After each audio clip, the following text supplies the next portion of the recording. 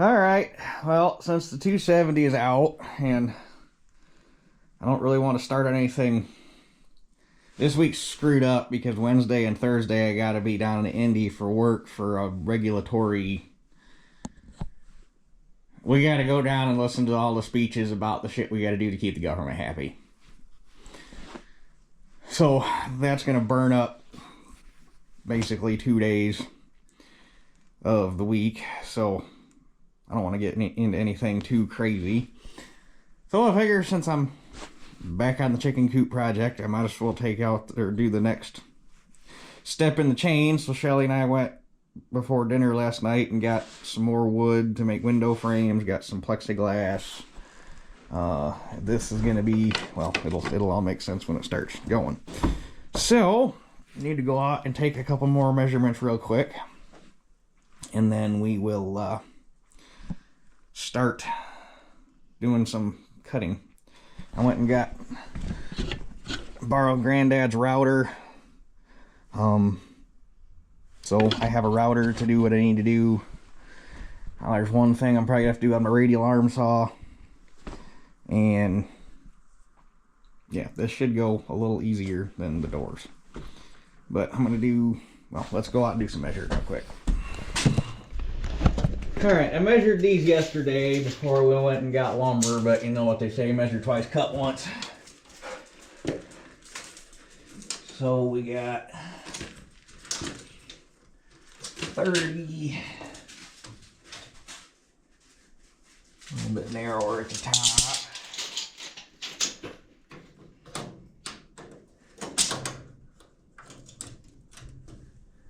We got 24,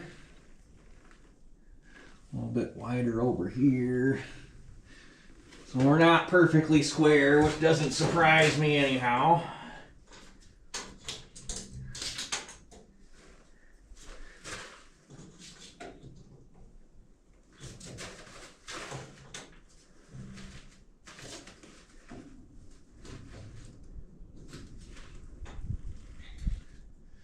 That one's a little wider.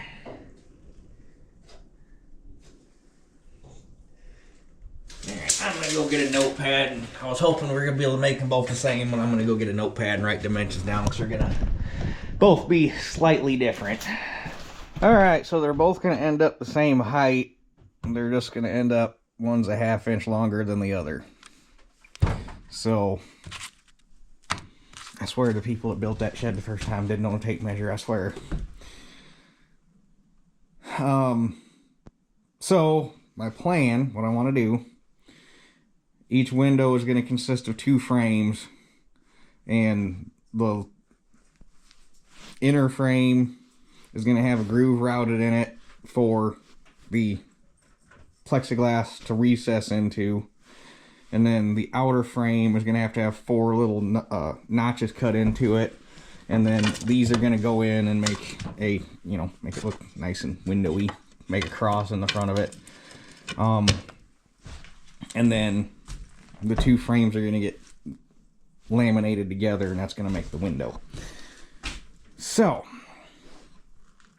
I've been considering 2 different versions of, or 2 different ways to make the frames. My first thought was to just make square corners, and like, say you got one frame that's like this,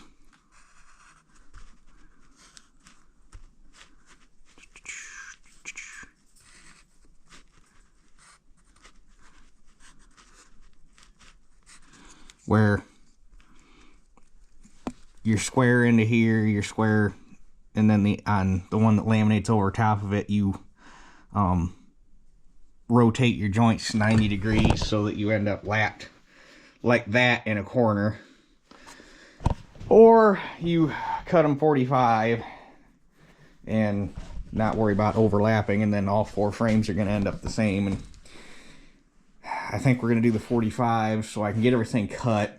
And I might run back to Lowe's and get a tool that I should have went back and bought last night because we still had time. And I was like, I'm not going to build it like that. I don't need it. But then thinking about it last night, this morning, I think I'm going to build them like that, and I think I'm going to need it. So let's get our pieces cut and mitered, and we will, I'll have to go buy a tool. I need 8 pieces, 24 inches long, 4 for each frame.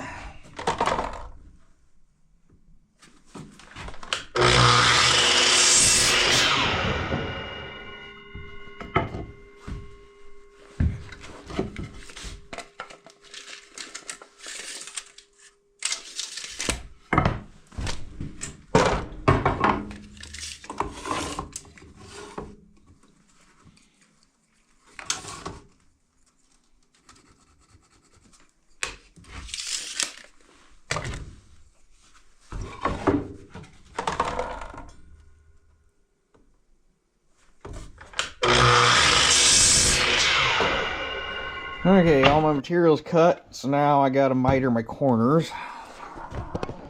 So we bring this guy over to here.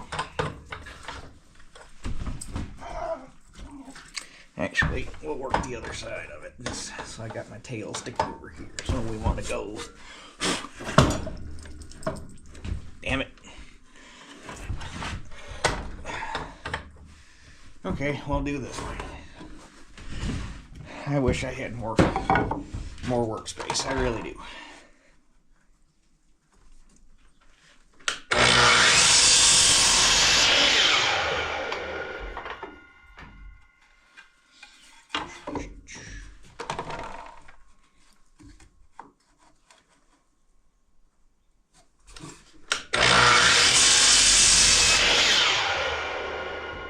Honestly, I really wouldn't mind turning that basement. I mean, Shelly already does all of the crafting stuff down there. I really wouldn't mind turning that basement into like get some woodworking stuff down there. Turn that into like a little wood shop. Not that I do a lot of woodworking, but when I do woodworking, it would be nice to have a place to do it. Okay, we are back in the old basement because it's warm down here. Working on my circa probably 1960s kitchen table that I had given to me. So I got my wood organized into which windows it's going to go to, that way stuff doesn't get mixed up. And I wish I'd have thought about buying it when I was doing those, but I didn't even think about it until last night while Shelly and I were sitting at dinner. In lieu of a biscuit joiner, which I'd like to have one, but for the maybe once every couple of years that I would actually use it, and there's nothing, tools are just like any other thing mechanical. You let them sit around and then they don't like to sit. So rather than spending 150 or something bucks on a biscuit joiner, which DeWalt actually has a really nice cordless one if you want to spend 250 bucks. But in lieu of that, I went and bought this guy. This is a Craig drill guide. Self-centers on 1/2 inch and 3/4 material, which this is roughly 3/4 material, so it's going to self-center. Got different pilot hole sizes you can drill, and with that, and then just got some 5/16 dowel rod, cut some little 1-inch blanks, and going to use those to pin in the corners. And then once I get it slid together, glued up, then I can go in and drive a couple brads in the corners just to hold it. So figured for, I think this was like $8, $7-8, something like that, for the use that I'm going to get out of it. I figured that was a lot more, or money a lot better spent than spending money on a biscuit joiner. Although I was a little disappointed. I always thought Craig was American made tools, but I was a little disappointed to see it was made in China. But I guess this day and age, it's more of a exception than a rule when you find something that's not made in China. So anyhow, go to mark up where my pinholes need to be, and we'll drill some holes and pin all these together. And I also bought a Granddad didn't have a rabbeting bit for his router, which surprised me. He sent me with just a 1/2-inch plunge cut bit, and while I was at Lowe's I grabbed a come out of there. I grabbed a rabbeting bit with a guide bearing so I didn't have to try to freehand my rabbet cuts for the plexiglass. So I got that. $31 bit. No wonder. It sucks that every hobby I have is a different set of tools, because woodworking is expensive, anything with metal is expensive, any equipment is expensive. I'm too expensive. Okay, so in order to have some sort of repeatability and not have to go through and try to measure all these things on the end and make you a bunch of marks and risk things being off, came up with this little system. Clamp this to the edge of the table. I got this piece here is just something to butt up against, and then now all I got to do is every time just put that on there. I'm drilling straight down, everything's tight. I don't have to try to hold a bunch of stuff, and I have repeatability because every time. So it works pretty slick.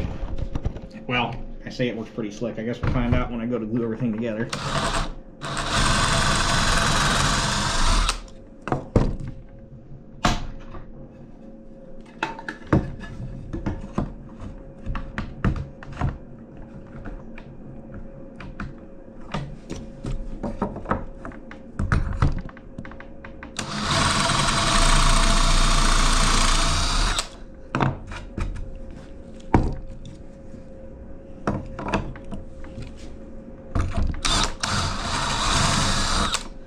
I got tape on my bit so that I run the bit to the same depth every time, which should be a 1/2 inch if I set it up right.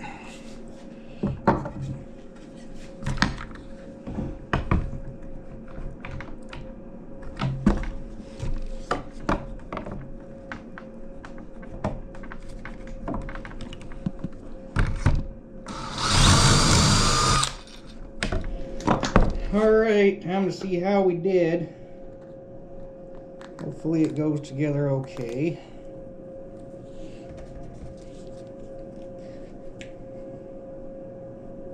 We'll do this instead. A little blink.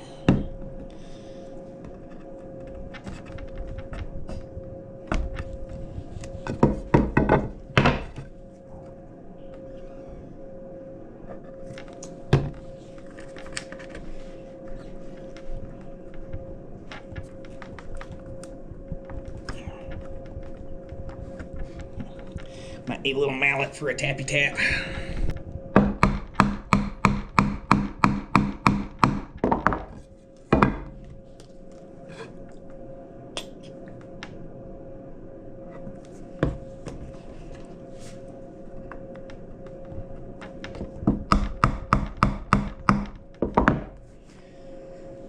Okay, now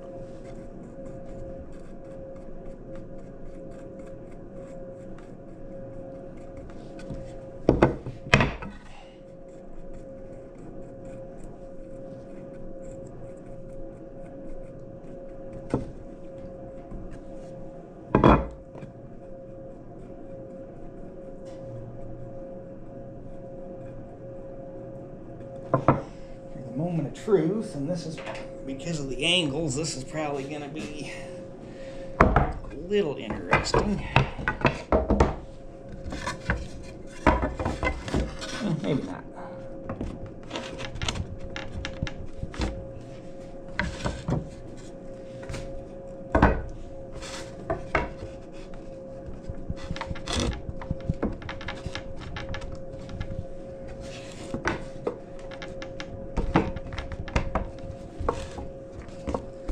You can't see it now. Yeah.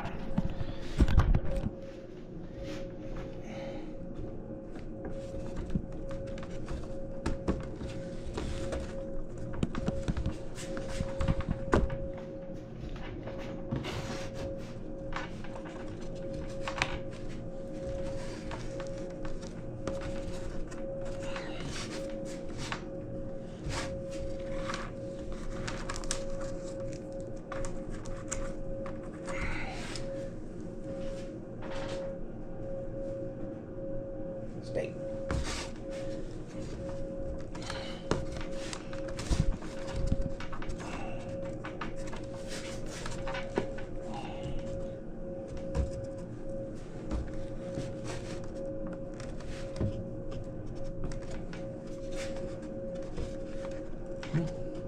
Everything slid together decent.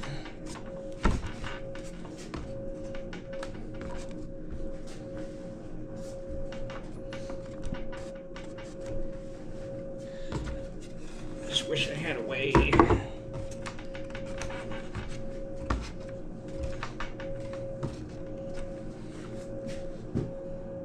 Just wish I had a flat surface to make sure it was, you know, flat.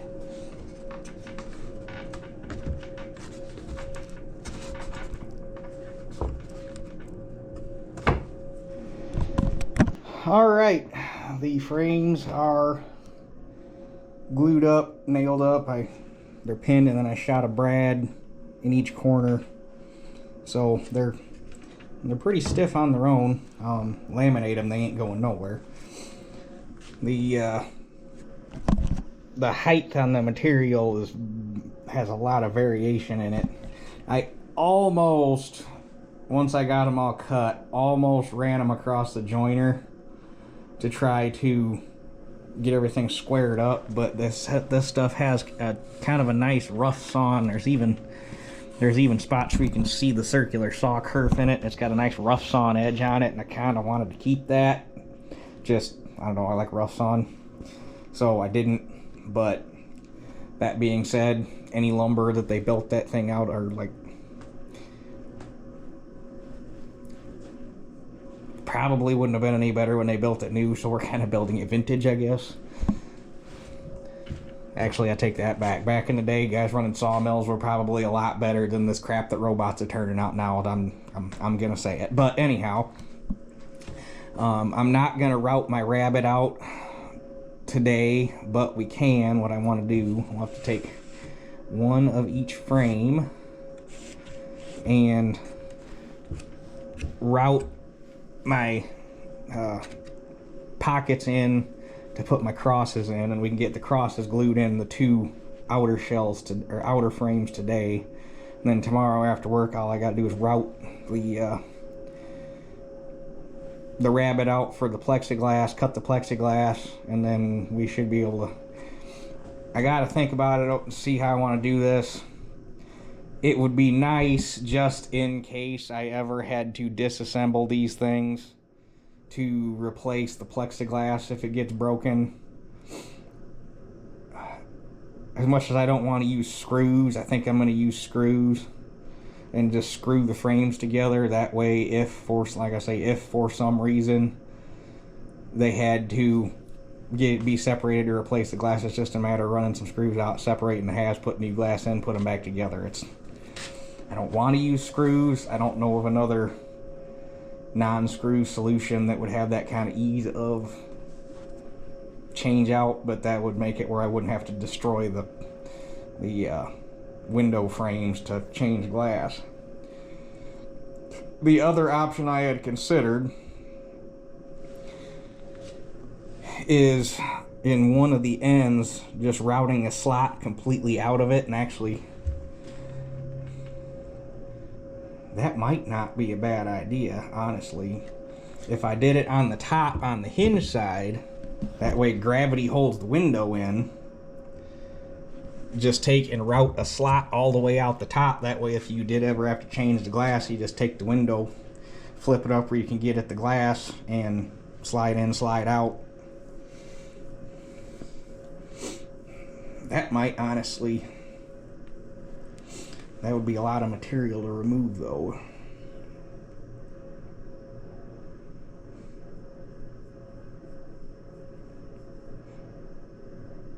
I don't know. I got time to think about it. Honestly, you'd almost need a dado blade to do something like that though.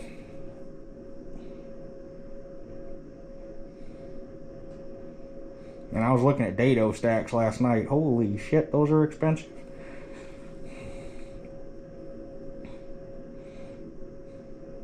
I don't know. We got time to think about it, but let's get some lines drawn out for cutting my slots, and we'll go from there. All right. Oh, I need to get an extension cord.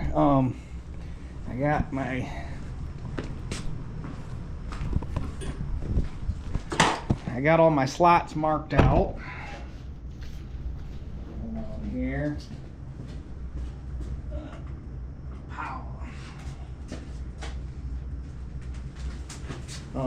The cutter in the router is a 1/2 by 1/2, so I should be able to make it in one cut. Hopefully I can freehand it. It got a pretty, if I kneel down like this, I got pretty good visibility.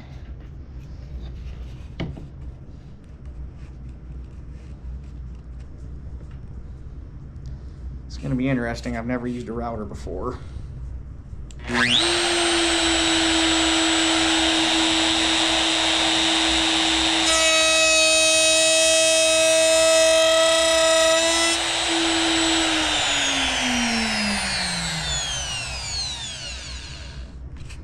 Do this in 2 passes. That's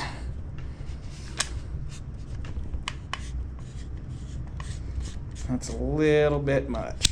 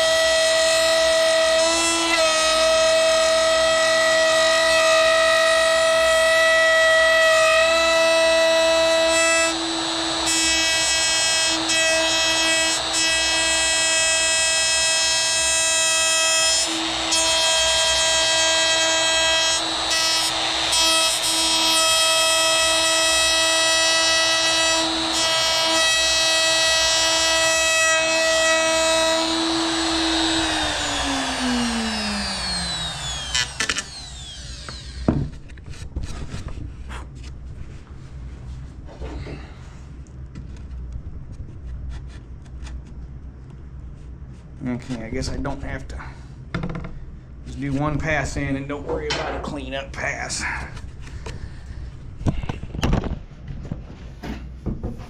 I'll make all of my cuts at this depth, and then I will go through and drop it and make my final pass.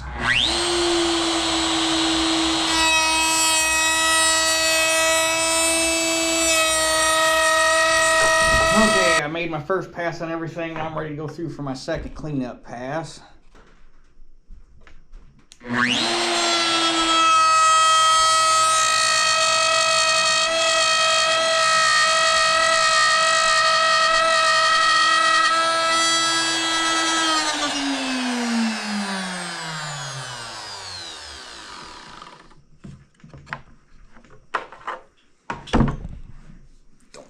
I'm gonna be able to.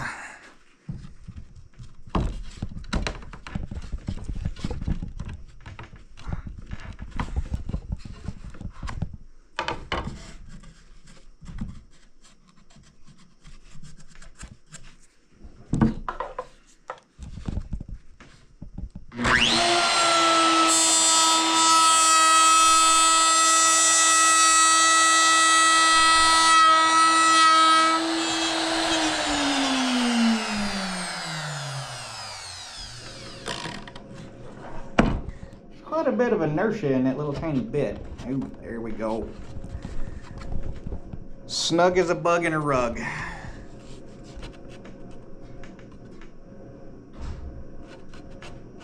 I'll be a little crooked, but there's enough there's enough bendiness in that that we can make up for it. Not bad for freehanding though. All right, my pockets are cut in. I've got my crosses cut. Now, obviously, I need to do something to take care of that, which is where my radial arm saw is going to come into play. We have to notch both sides so that they'll saddle each other.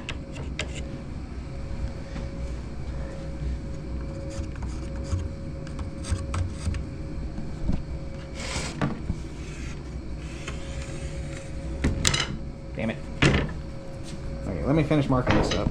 Okay, time for the old one-arm death machine. This table, one of these days I really need to get new wood and replace it. The fence needs replaced. The tabletops need to I need to go get stuff to replace it. But it's hard to get a good measurement off the table, so basically I'm just going to start or plow it out, check the fitment if I need to, change my height, plow a little more out, check the fitment. Just do it that way.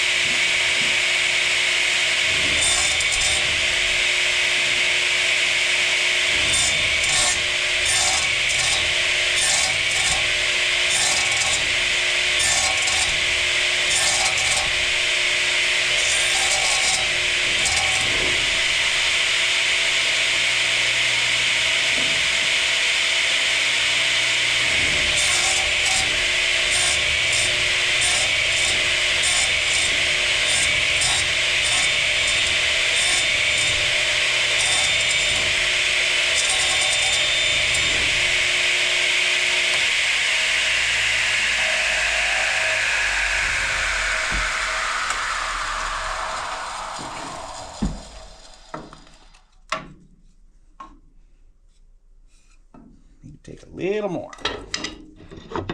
Okay, I got the fitment on the first set where I want it. I could have probably got a little tighter there in the center, but that'll make it a little easier to fit it in the window anyhow. So now that I got my depth right on this one, I can just hog it all out in one pass.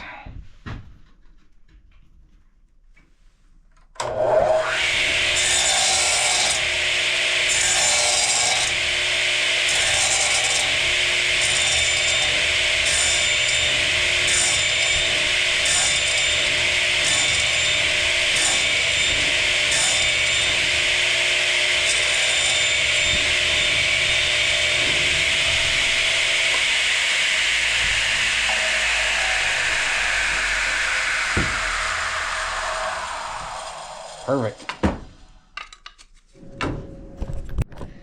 Okay.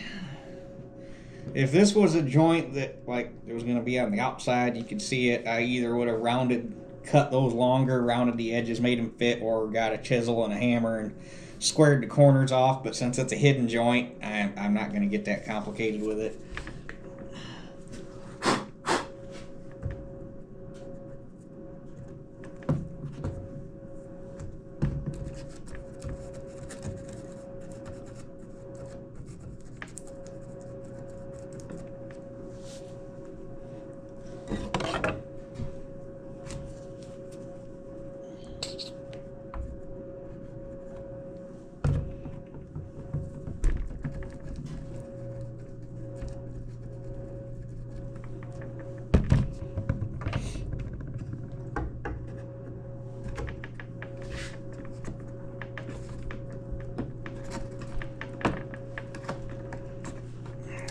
Get in there, you little bastard. We're in there once.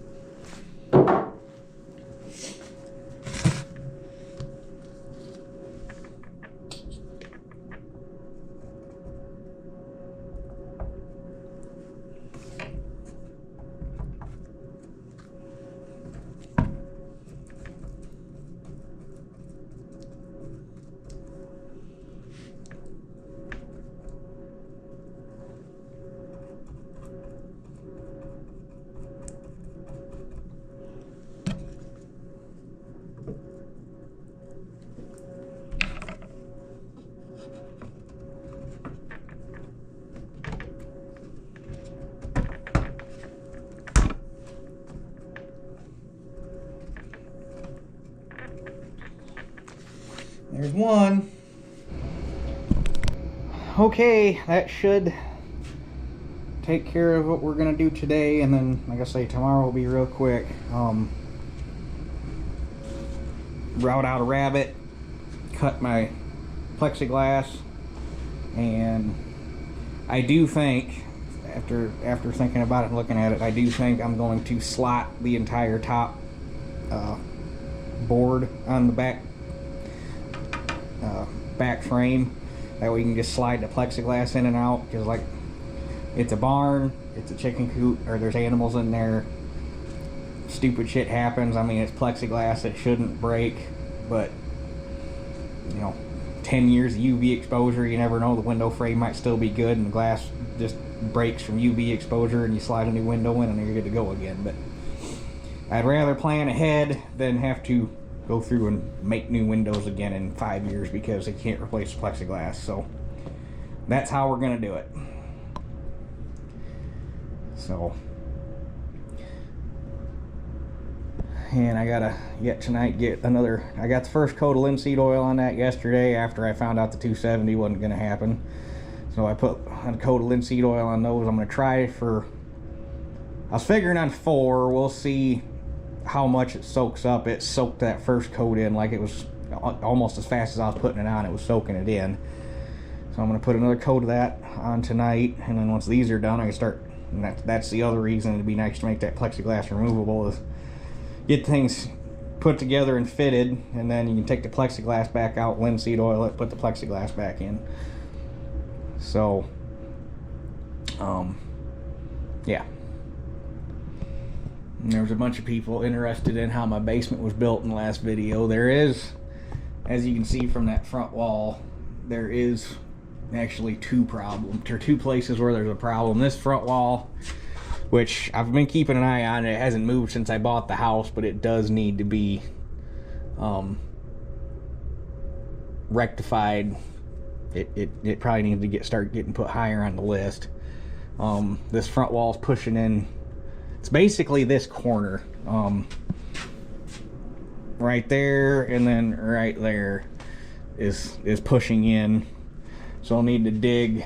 I need to dig up all the way around the house and put a foundation drain in and tar the walls and seal it up good and make it where it actually drains. That's the biggest problem with these early Michigan basements. They just backfill with clay and this is what you get.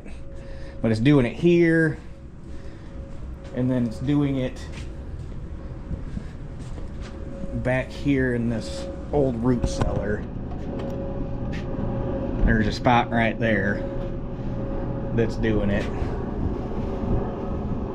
Oh hey, the dryer vent came undid again. I need to redo this whole dryer vent too. I don't know what Yangus put that in there, but cross that bridge later. But this is the original foundation to the house right here. And then this is under the 2-story part of the house. This is all original stone foundation because this house was built in 4 stages. Oh, hi Laney kitty. And you can tell by the difference in construction. You can tell by looking at the wood. But the 2-story house was built first in the 2-story part of the house was built first in 1890, and then that was the original part of the house. So it was just this basement. And then it had a walk-in cellar, which you can see right here when they added this on, where they busted this part of the wall off to put these stairs in. But you can see the stone foundation. There was a walk-in root cellar here. It's kind of surprising that this was a full height basement, because most basements, what we refer to as a Michigan basement, because the ground is so damn hard to dig around here, you would end up with like a path in the center of the basement deep enough to walk in, and then the rest of the basement was only like this high, which it was a root cellar most of the time anyhow, so it was for putting canned goods and whatnot while they were back when they were still canning. So it's kind of odd for a house this age to have a full basement original. There's a lot of them that were dug out full depth over the years, but to have one like this is kind of strange for the area. Obviously there would have been a stone wall here that they took out when they added. But so this was original. The second step was this section right here. This section still has, it's got a sill beam all the way around it, and then there's a sill beam here. It's kind of dumb that they cut it when they put this ductwork in, but whatever.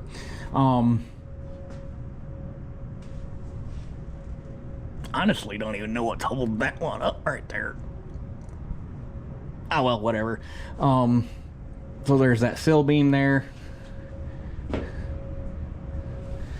I bet there was a vent for the coal furnace right there, because this used to have, that's what this trough is, and that big pad, this used to have a big old coal burner in it, and then the coal chute's right there.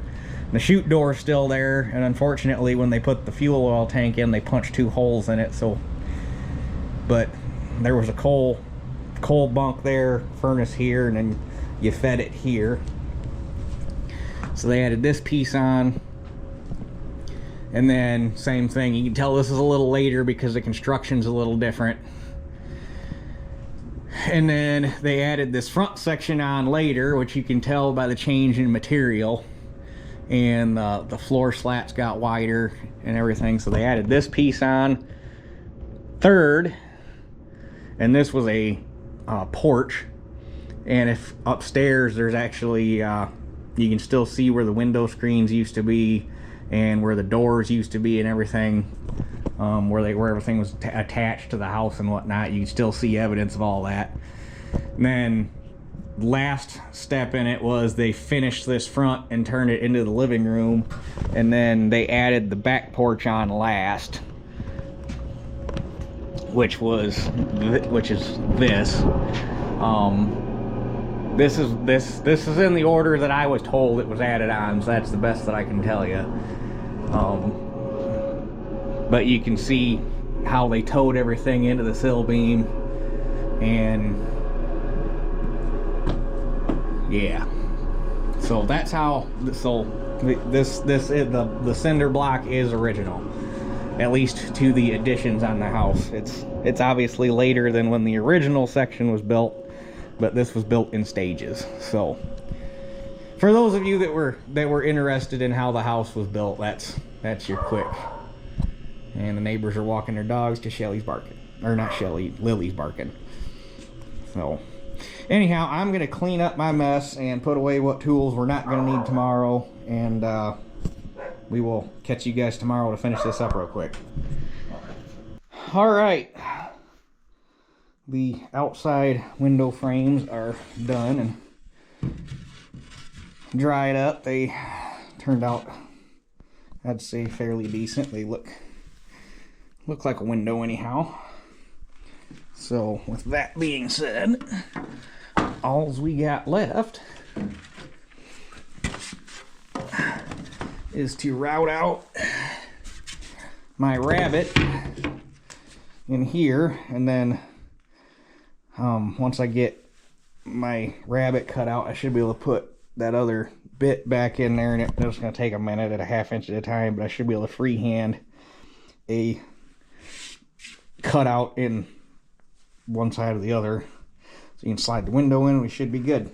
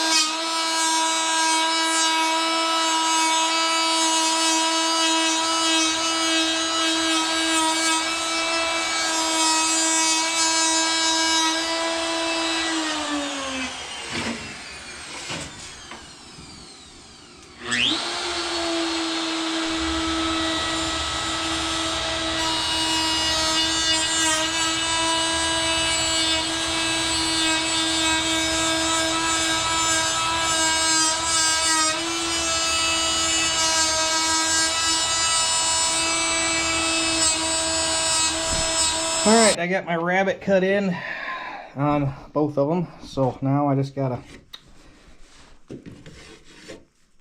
route that all out. I think it's a good idea. Maybe I'll regret it. We shall see.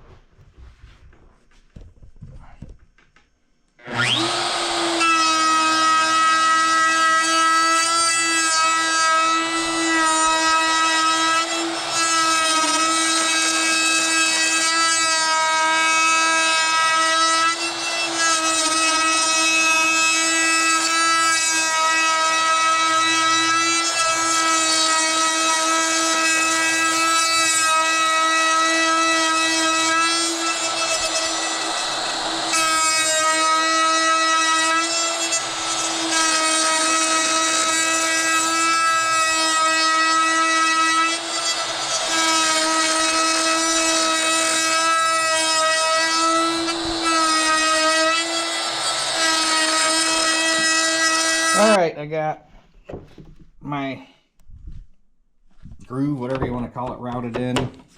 Sanded it out, was able to get all the router marks out, so that looks nice. Both windows, or window panes, are fitted. Everything lays in nice, good and solid. So the last thing to do is going to be to clamp the two halves together, make sure my window's not pinched to the point that it can't be moved. And then we can glue them up, nail them together, let them sit, and we'll be good. Alright, both of them glued up good. Both of them, the windows still move. This one's just about perfect. It's kind of snug, so it shouldn't rattle. That one ended up just a wee bit looser than I would have liked, but I think it'll be alright. And I think what I might end up doing is I'm probably going to hinge out here so that all of the strength is in the verticals. But I might go right here in the center and just drill and put one screw in just to hold these from sliding around. I think would be the best option, and then that'd make it easy. Run a screw in or out if you got to change the pane. So, fitment's good. Let's glue them up, put some brads in them, and call her square. Alright, let's put a little bit of glue on. Try my best to stay away from the rabbet because we don't want any glue to get in there and gum up the works, because it'd be kind of hard to get back in there to get it out.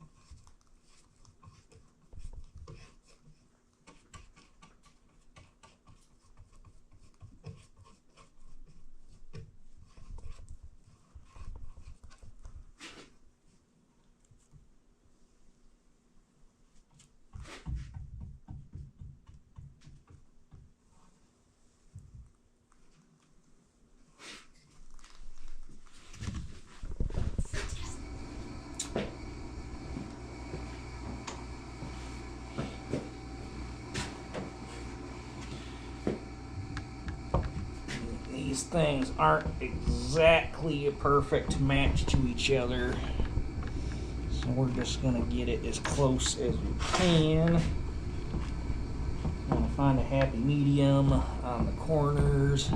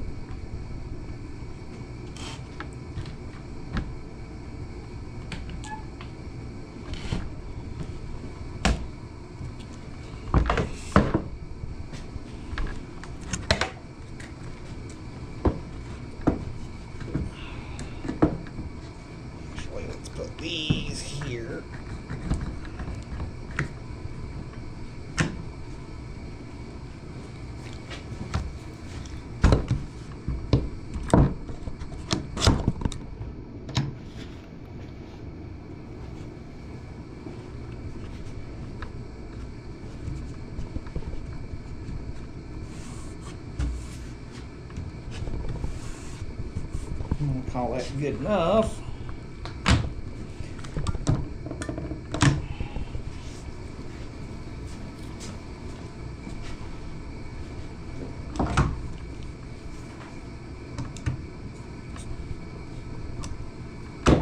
What are the odds?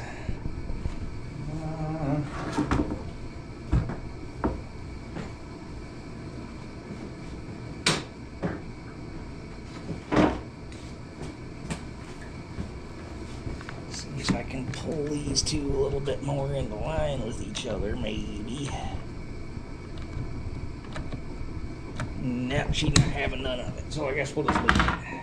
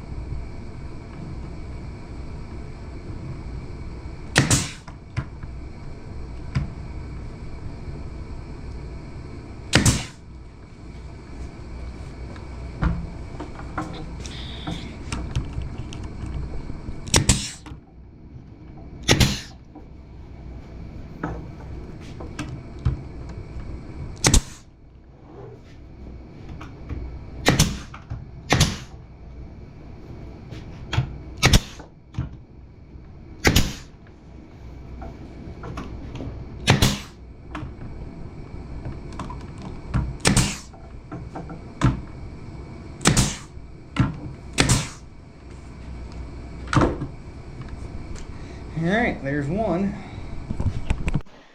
Alright, there we go, all clamped up. Just gotta dry. So, I guess we will finish this up real quick tomorrow when we can see them out of the clamps and fully assembled.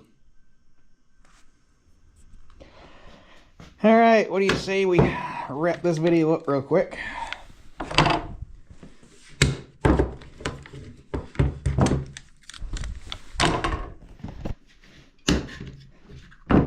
Not a fan of these clamps. They came with, well, they came with those sawhorses, and apparently the Germans don't, at least I think that's what Works is German. Maybe not. But whoever designed these doesn't know that your release handle really needs to go, you know, over here where you can get it with your thumb.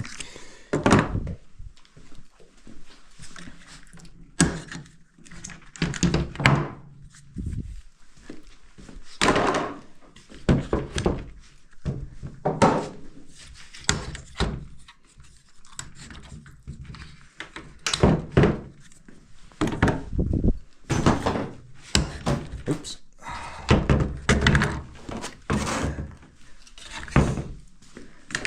Hopefully the window still, or the glass still slides in.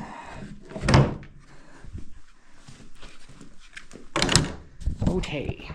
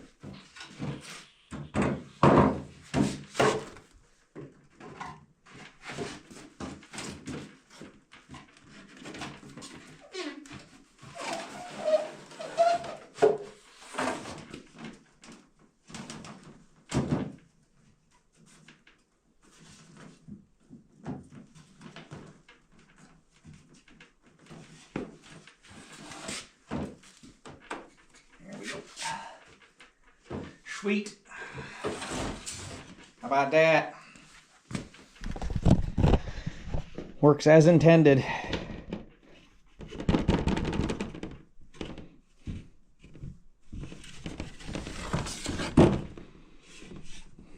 Hopefully they last. We'll find out, I guess, but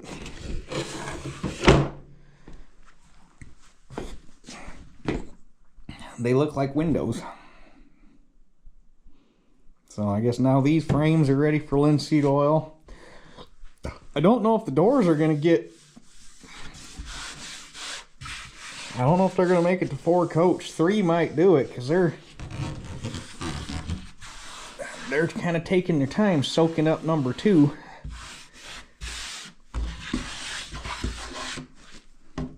So those might I don't know, might stop it too, because there's some spots that are kind of sticky, like it didn't soak in. But then you got spots like this, so maybe I won't do, I don't know, see how things go. But anyhow, definitely get a coat on these tonight, get them started, and I go out of town tomorrow for 2 days, so we'll see how things progress after that. So I guess that's it for this one. We'll catch you guys on the next one.